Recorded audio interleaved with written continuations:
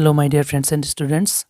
আজি মই এই ভিডিওটোত ক্লাস 10 ম্যাথছৰ চ্যাপ্টাৰ 7 ৰ এক্সাম্পল 14 অৰ্থাৎ উদাহৰণ 14 টো কৰাম। এতিয়া চাই লোৱা কোৱেশ্চনটো মই ইয়াতে পাতি ৰাখিছো। সোৱা কোৱেশ্চনে কি কৈছে, যদি a b আৰু c বিন্দুকেইটা একে ৰেখীয় তেন্তে k ৰ মান নিৰ্ণয় কৰা। এতিয়া সোৱা কোৱেশ্চনে কি কৈছে মই ভালদৰে বুজাই আছো। ইয়াতে সোৱা তিনিটা বিন্দু দিয়া আছে আৰু ইয়াৰ স্থানাংকবোৰত b বিন্দুৰ স্থানাংকটোত k আছে। তেনেহলে k টোৰ মান নিৰ্ণয় কৰিব লাগে। এতিয়া সোৱা k ৰ মান কেনেকুৱা নিৰ্ণয় কৰিম। সোৱা ইয়াতে ধৰি লৈছো প্ৰথমতে a b আৰু c, a b আৰু c এই তিনিটা বিন্দু আছে। সো আৰু তিনিটা বিন্দু কোৱেশ্চনে কৈ দিছে একে ৰেখীয়, তেনেহলে এই একে ৰেখীয়। সোৱা এই b টো যদি ইয়াতে নহয় পেলাই ইয়াতে হলহেতেন তেনেহলে জয়েন কৰিলে এটা ত্ৰিভুজ হলহেতেন নহয়। তেনেহলে ত্ৰিভুজ হলে কিবা এটা কালি থাকিলেহেতেন। সো ত্ৰিভুজ হলে কিবা এটা কালি থাকিলেহেতেন। তেনেহলে এই ত্ৰিভুজটোৰ বি বিন্দুটো ইয়াতে নহয় পেলাই মই কি কৰিছো, ধৰি লোৱা এইটো ঠেলি পেলাই আনি পেলাই ইয়াতে লগাই দিছো, এই ভূমিত লগাই দিছো। ধৰি লৈছো এসি ভূমি, এই ভূমিত এই বিটো ইয়াৰ পৰা আনি পেলাই ইয়াতে লগাই দিছো। এতিয়া এইখিনি নাই, এতিয়া এইখিনি জায়গা নাই। এতিয়া এনেকুৱা ৰেখা এটা হৈ গৈছে আৰু a b c তিনিটা এটা বিন্দুত হৈছে। তেনেহলে ইয়াৰ কালি কিমান হ'ব, 0 হ'ব। একেটা ৰেখাত থাকিলে ইয়াৰ কালি 0 হ'ব। তেনেহলে এটা কাম কৰিম, আমি ত্ৰিভুজৰ কালি উলাম আৰু ইকুৱেলত 0 দি দিম, কাৰণ a b c তিনিটা একে ৰেখাত আছে। বিটো তাত নহয়, ইয়াতে আহিছে ধৰি লৈছো। প্ৰথমতে ধৰি লোৱা ইয়াতে আছিল, ঠেলি পেলাই আমি ইয়াতে লৈ আহিছো। তেনেহলে কালি আছিল প্ৰথমতে কিবা এটা, তেনেহলে এতিয়া নাই হৈ গৈছে। এতিয়া ইয়াতে আহি গৈছে, মানে a b c তিনিটা একে ৰেখাত আহি গৈছে। একে ৰেখাত আহিলে তো ইয়াতে সোৱা কোনো জায়গা নাই মাজত, জায়গা থাকিলে কালি থাকে। তেনেহলে নাই, তেনেহলে এটো কালি 0 লিখি পেলাই আমি কৰিম। সোৱা কেনেকুৱা কৰো, ইয়াতে লিখি লও a b c ত্ৰিভুজৰ কালি। আনসাৰ a b c ত্ৰিভুজৰ কালি।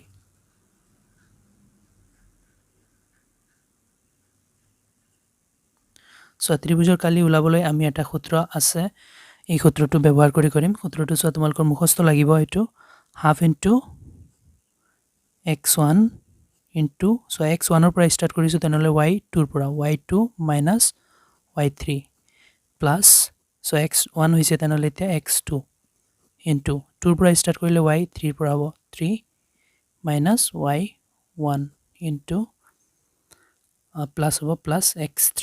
সো 2 লৈকে ইউজ হৈ গৈছে, এতিয়া 3 ইনটু y1 ৰ পৰা স্টাৰ্ট হ'ব 1 মাইনাস y2, এই সূত্ৰটো। সো এইটো তোমালোকে যেনেকুৱা পাৰা মুখস্থ মনত ৰাখিবা, মই এনেকুৱা ৰাখিছো মুখস্থ। এতিয়া সব ভ্যালু কেইটা আমি কৰ পৰা আনিব হম। সো ভ্যালু কেইটা কোৱেশ্চনৰ পৰা আনিব হম। সো এৰ ভ্যালু এৰ স্থানাংকটোক মই x1 y1 ধৰি লও আৰু বিৰ স্থানাংকটোক মই x2 y2 ধৰো। সো স্থানাংকবোৰৰ x এই প্ৰথমটো x1, প্ৰথমটো x, দ্বিতীয়টো y থাকে। তেনেহলে এটো প্ৰথমক xক মই x1 ধৰিছো, এটুক x2 সৰি y1, এটুক x2 y2, এটুক x3 y3 বুলি লিখি লম। এতিয়া ইয়াৰ পৰা আনি ভ্যালু কেইটা বহুৱাই দিম। সোৱা হাফ আছে, হাফ ইনটু x1, x1 ইয়াতে কিমান দিয়া আছে 2 ধৰিছো, 2ক x1 ধৰিছো, y2 এটু k আৰু মাইনাস আছে মাইনাস y3 কিমান মাইনাস 3। তেনেহলে এই ব্ৰেকেটটো এনেকৈ ৰাখো, কাৰণ ব্ৰেকেট আৰু এটা আছে -3, ব্ৰেকেট ক্লোজ। সোৱা দুটা মাইনাস হৈছে, সেই কাৰণে এইটো ব্ৰেকেটত ৰাখিছো আৰু এইটো ব্ৰেকেট থাকাই আগৰ ব্ৰেকেটক মই এনেকৈ বনাই দিছো। তাৰ পিছত প্লাস আছে, প্লাস x2 কিমান সোৱা 4 y3 কিমান -3 সমত মাইনাস 17 মাইনাস আছে, পিছত মাইনাস y1 কিমান দি আছে 3 আছে, ব্ৰেকেট ক্লোজ, পিছত প্লাস x3 কিমান দি আছে 6, তাৰ পিছত ইনটু আছে ইনটু y1 কিমান দি আছে 3, তেনেহলে 3 মাইনাসৰ মাইনাস y2 কিমান দি আছে k, ব্ৰেকেট ক্লোজ। এটো এনেকুৱা।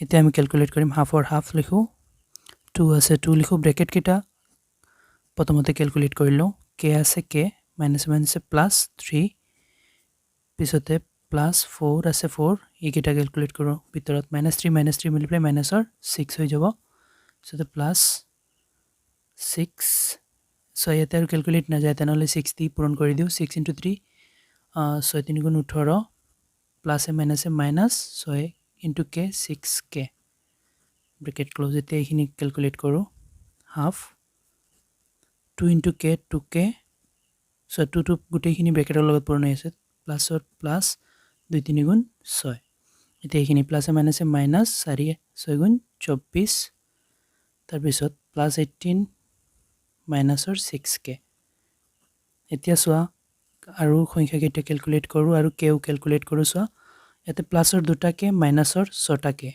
তেনেহ'লে কেলকুলেট কৰিলে মাইনাছৰটো ডাঙৰ মাইনাছৰ হ'ব 6টাকেৰ পৰা 2টাকে গ'লে 4টা কে থাকিব এতিয়া সংখ্যা চোৱা 18 আৰু 6 24 আৰু মাইনাছৰ 24 প্লাছৰ 24 মাইনাছৰ 24 এবাৰ লিখি লওঁ প্লাছৰ 24 আৰু মাইনাছৰো 24 আছে চ' ইকুৱেলত এইবোৰৰ ইকুৱেলত কি হ'ব 0 হ'ব কিয় 0 হ'ব মই বুজাই আছোঁ তোমালোকক ইকুৱেলত 0 হ'ব এইবোৰত ইকুৱেলত এইটো ইকুৱেল ইয়াতে এটা ইকুৱেল থাকিলে এইটো ইমপ্লাইজ হৈ যাব চ' ইকুৱেলত 0 হোৱাৰ কাৰণ কি ত্ৰিভুজটো চোৱা যেটো আমি কৰিছোঁ এইটো একে ৰেখীয় আছিল মানে ইয়াতে কোনো কালি নাই তথাপি আমি ত্ৰিভুজৰ সূত্ৰ এই তিনিটা বিন্দুত লগাইছোঁ চ' এই তিনিটা বিন্দু এটা ত্ৰিভুজ গঠন নকৰে ত্ৰিভুজ এই তিনিটা বিন্দু এটা ৰেখা গঠন কৰে তিনিটা বিন্দু একে ৰেখীয় এইটো চোৱা বিন্দুকেইটা একে ৰেখীয় সেইকাৰণে একে ৰেখীয় হ'লে কালি কিমান হৈ যাব ত্ৰিভুজৰ কালি 0 হৈ যাব এনেকুৱা ইয়াতে যেনেকুৱা বুজাইছিলোঁ প্ৰথমতে কালি আছিল ধৰিলা b2 ঠেলি আনি ইয়াতে লগাই দিছোঁ তো কালি নাইকিয়া হৈ গৈছে কালি 0 হৈ গৈছে তথাপি আমি কালিৰ সূত্ৰ দি প্লাই কৰি আছোঁ সেইকাৰণে কালি ইকুৱেলত 0 ৰাখি কৰি আছোঁ এতিয়া চোৱা হাফ ইনটু ইয়াতে চোৱা মাইনাছৰ 4k থাকিব কিয় চোৱা 24 পৰা 24 গ'লে 0 0 তো আমি নিলিখো প্লাছ 0 বা মাইনাছ 0 লিখিলে একেই কথা ইকুৱেলৰ খেজিটোত আছে 0 এতিয়া আমি ইয়াতে কটাকটি কৰিব পাৰিম 4 2 ওপৰত আছে 2 তলত 2 4ত দুবাৰ গৈছে তেনেহ'লে ইয়াতে থাকিল কি চোৱা প্লাছে মাইনাছ এইটো মাইনাছৰ 4 আছিল তো প্লাছে মাইনাছে মাইনাছ 1 × 2 2 লগতে কে আছে কে ইকুৱেলত 0 এতিয়া আমাৰ কেৰ ভ্যালুটো লাগে কে ৰাখি দিছোঁ মাইনাছটো পূৰণ হৈ আছে ইয়াতে তেনেহ'লে 0ৰ তলত হৰণ হৈ যাবগৈ মাইনাছটো এতিয়া কেৰ লগত কেটো কে ৰাখোঁ কেৰ ভ্যালু লাগে এতিয়া সো 0ৰ লগত কোনো সংখ্যা দি হৰণ কৰিলে বা কোনো এলফাবেট দি যি দি হৰণ কৰা হয় 0ই হয় আনসাৰ পূৰণ বা হৰণ কৰিলে 0 হয় 0ৰ লগত তেনেহ'লে কেৰ ভ্যালু 0 ওলাই গৈছে ইয়াতে অংকটো সমাপ্ত হৈছে এতিয়া কেৰ ভ্যালু ওলাবলৈ কৈছিল আমি কেৰ ভ্যালুটো ওলাই দিছোঁ এতিয়া অংকটো ইয়াতে সমাপ্ত হৈছে আশা কৰোঁ তোমালোকে ভালদৰে বুজিব পাৰিছা আৰু বুজাত কোনো অসুবিধা হ'লে মোক কমেণ্টত জনাবা ভিডিঅ'টো ভাল লাগিলে লাইক এণ্ড শ্বেয়াৰ কৰি ল'বা চেনেলটো সাবস্ক্ৰাইব কৰি দিবা থ্যাংক ইউ